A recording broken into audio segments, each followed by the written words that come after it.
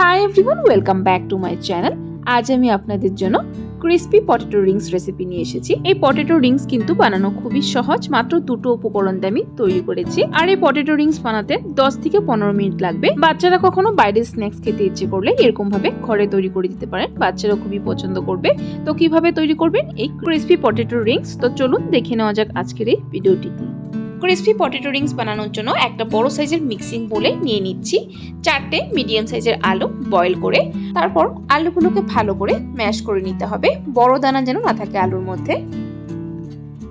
So দেখুন বন্ধুরা, আলুগুলোকে ভালো করে ম্যাশ করে নিয়েছি। ঠিক এরকম ভাবে আলুগুলোকে ম্যাশ করে নিতে হবে। এখন এর মধ্যে দিয়ে দিব স্বাদ মতো নুন, নুনটা নিজেদের স্বাদ অনুযায়ী দিবেন। তারপর দিয়ে দিব এর মধ্যে চিলি ফ্লেক্স 1 টিস্পুন পরিমাণের মতো। যদি চিলি ফ্লেক্স না থাকে তাহলে লাল লঙ্কা গুঁড়োটা ইউজ করতে পারেন। লাল লঙ্কা গুঁড়ো যদি ইউজ না করতে চান তাহলে কাঁচা লঙ্কা একদম ভালো করে মিহি করে কুচিয়ে দিতে পারেন। তারপর এর মধ্যে দিয়ে দিব 3 টেবিলস্পুন পরিমাণের মতো কর্নফ্লোর। কর্নফ্লোরটাকে দিয়ে ভালো করে মিক্স করে নেব। তারপর একটা ডোর মতো করে তৈরি করে নিতে হবে। এখানে কিন্তু আপনারা আরো কিছু অ্যাড করতে পারেন, যেমন ধনেপাতা কুচিয়ে দিতে পারেন। তারপর গোলমরিচের গুঁড়ো কিন্তু ইউজ করতে পারেন। আমি এখানে সিম্পল ভাবে বানাচ্ছি, আমি আর কিছু অ্যাড করব না। তারপর রিংস গুলো তৈরি করে নেব। অল্প মিশ্রণ এভাবে হাতে নিয়ে গোল করে তারপর চেপটা করে নেব। তারপর একটা আঙুলের সাহায্যে মাঝখানটা এইভাবে গোল করে রিংস গুলো তৈরি করে নেব। আপনারা চাইলে এইভাবে যদি বানাতে না চান শুধু গোল গোল করেও ফ্রাই করতে পারেন, খেতে একই হবে, টেস্ট কোনো বদলাবে না। আমি এরকম ভাবে সবগুলো রিং তৈরি করে তারপরে ফিরে আসছি।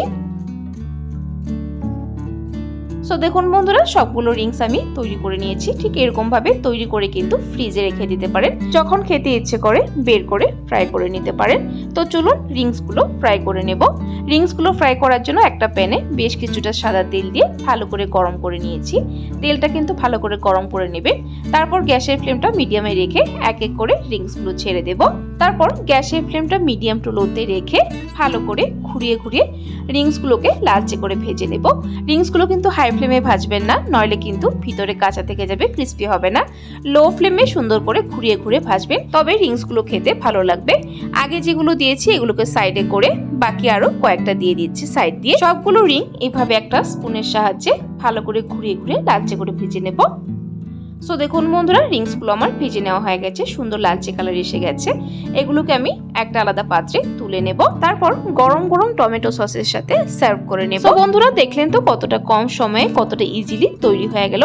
সো বন্ধুরা, আমার আজকের এই ক্রিস্পি পটেটো রিংস রেসিপিটি আপনাদের কাছে কেমন লাগলো অবশ্যই কমেন্ট বক্সে জানাতে ভুলবেন না। আর যদি রেসিপিটি ভালো লেগে থাকে তাহলে একটা লাইক দিতেও ভুলবেন না। আর এরকম রেসিপির আপডেট পাওয়ার জন্য আমার চ্যানেলটাকে সাবস্ক্রাইব করে দেবেন।